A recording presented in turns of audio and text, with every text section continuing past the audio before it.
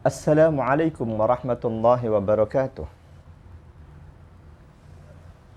A'udzu billahi minasyaitonir rajim. Bismillahirrahmanirrahim. Alhamdulillahi rabbil alamin. Wa bihi nasta'inu ala umurid dunya waddin. Wassalatu wassalamu ala sayyidina Muhammadin wa ala alihi wa sahbihi wa man tabi'ahum bi ihsanin ila yaumiddin, amma ba'd. Saudaraku yang berbahagia, sholat ngebut bagian kedua. Sholat ngebut bagian pertama sudah. Bahwa siapapun sholat ngebut yang karena ngebutnya menyebabkan ada di antara syarat rukun sholatnya yang terabaikan, itu sholat haram, sholatnya batal.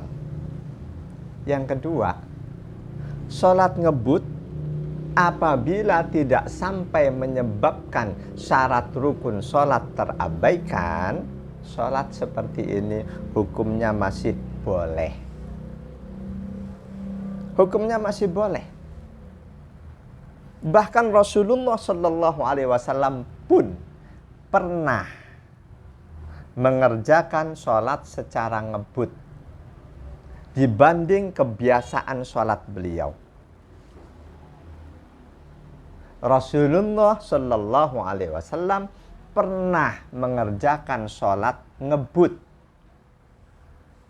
dibanding kebiasaan sholat-sholat beliau.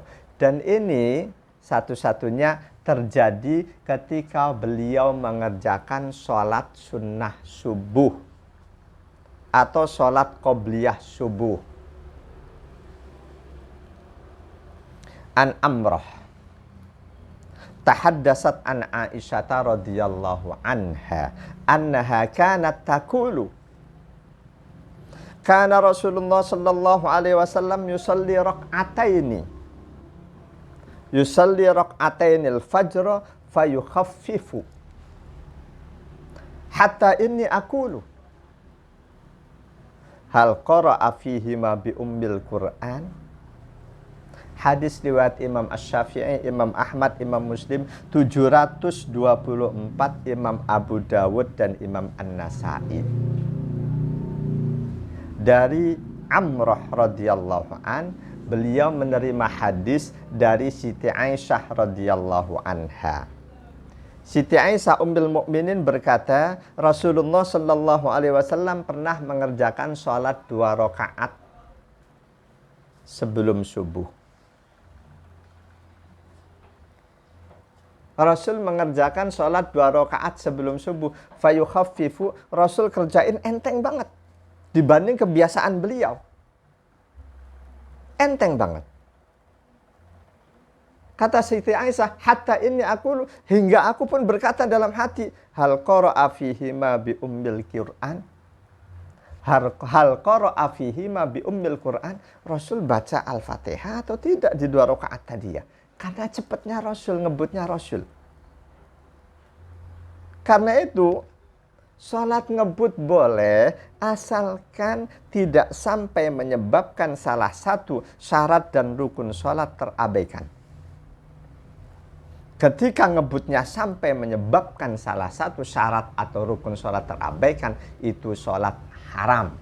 Ingat, haram. Dan sholatnya tidak sah. Kira-kira apa sih alasan yang mendasari saudara-saudara kita sholatnya ngebut? Rasul tadi ngebut, saya belum tahu apa alasan Rasul ngebut di kesempatan itu. Padahal biasanya beliau tidak ngebut. Wajar, normal.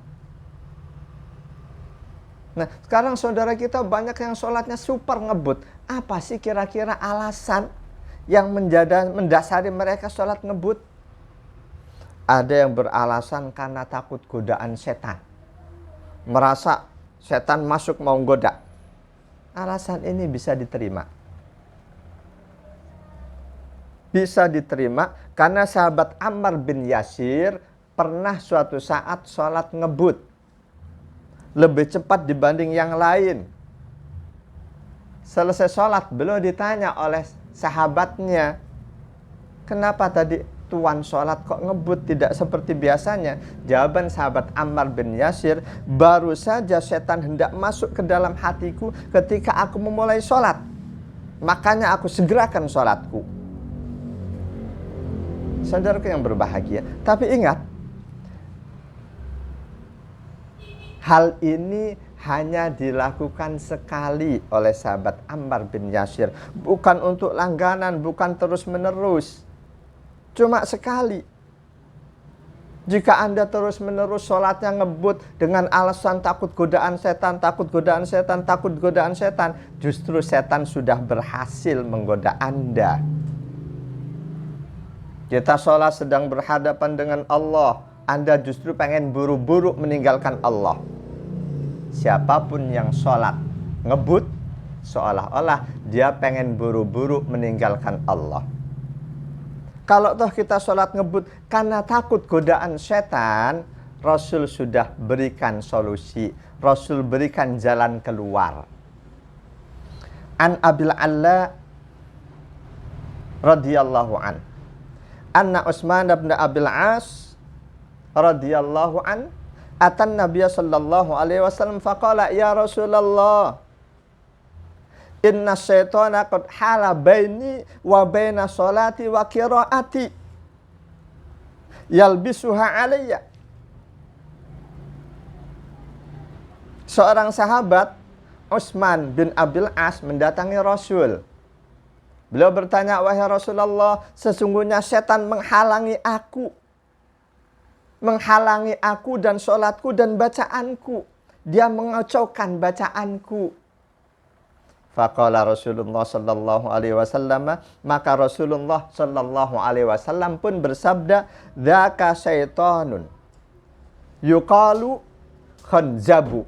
Setan seperti itu namanya setan khanzab. Setan khanzab.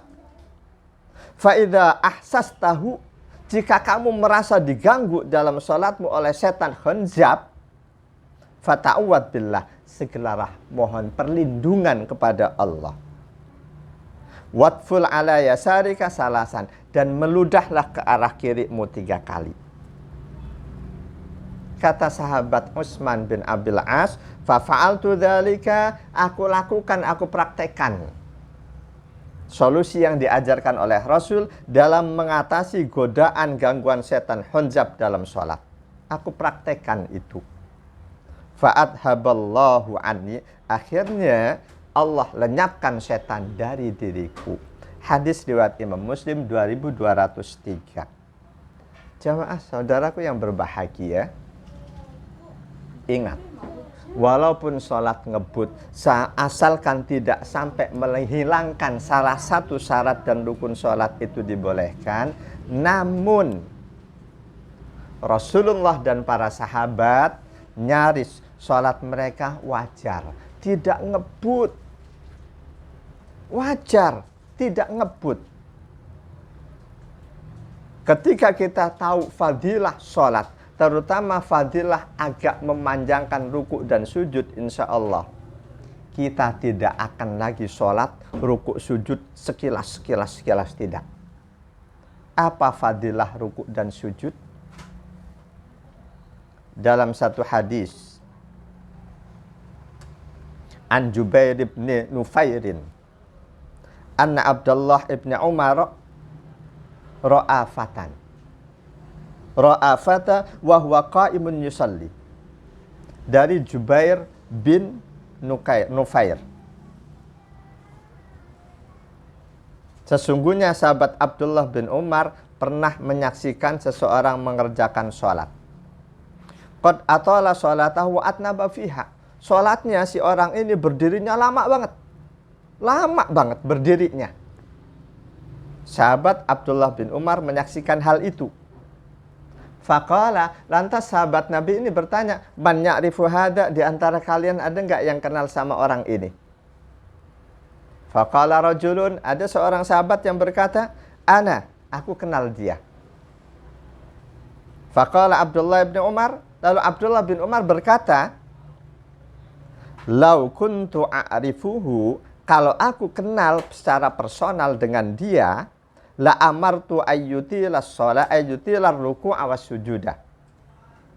Kalau aku kenal sama dia secara pribadi, la amartuhu, pasti aku akan suruh dia ayyutila ruku' wasujud, untuk memanjangkan ruku' dan sujudnya, untuk melamakan ruku' dan sujudnya dibanding berdirinya. Kenapa sahabat Abdullah bin Umar berkata demikian? Fa inni sami'tu Rasulullah sallallahu alaihi wasallam yaqul, karena aku mendengar Rasul pernah bersabda, innal abda, sesungguhnya seorang hamba, idza qama yusalli, ketika dia berdiri untuk mengerjakan salat, utiya bidunubihi, dosa-dosanya didatangkan oleh Allah, faju'ilat ala ra'sihi wa atikihi, lalu dosa itu diletakkan di atas kepala dan di atas pundaknya selama dia berdiri. Berarti selama dia berdiri, dosa-dosanya semuanya utuh di atas kepala dan pundak. Lantas, ini yang harus kita ingat-ingat. Fakullama roka'a aw sajada tasaqatat anhu. Setiap kali dia ruku, dia sujud, dosa-dosa yang di atas kepala dan di atas pundak itu akan berguguran. Ini ingat. Hadis riwayat Imam Ibnu Hibban, Al-Baihaqi dan lain-lain. Hadis ini sahih. Ketika kita lama ruku, lama sujud, maka akan lebih banyak dosa-dosa kita yang berguguran. Sebaliknya kita lama berdiri, dosa itu akan semakin nempel di pundak dan dada kita. Saudaraku yang berbahagia. Jadi perhatikan ini. Buat Anda yang masih senang ruku sebentar, sujud sebentar sudah bangun, sholat ngebut. Walaupun tidak sampai menghilangkan salah satu syarat rukun sholat Anda, tapi Anda rugi kalau melihat hadis ini. Karena dengan sholat seperti itu akan semakin sedikit dosa-dosa Anda yang berguguran. Jadi sholat ngebut sepanjang tidak menghilangkan salah satu syarat rukun sholat boleh. Tapi lebih baik sholat yang wajar, yang tidak ngebut. Alasan takut digoda setan, tadi sudah saya sampaikan bagaimana ajaran Rasul mengatasi godaan setan seperti itu. Semoga ada manfaatnya. Subhanakallahumma wa bihamdika asyhadu an la ilaha illa anta astaghfiruka wa atubu ilaik. Wal 'afwa minkum. Assalamualaikum warahmatullahi wabarakatuh.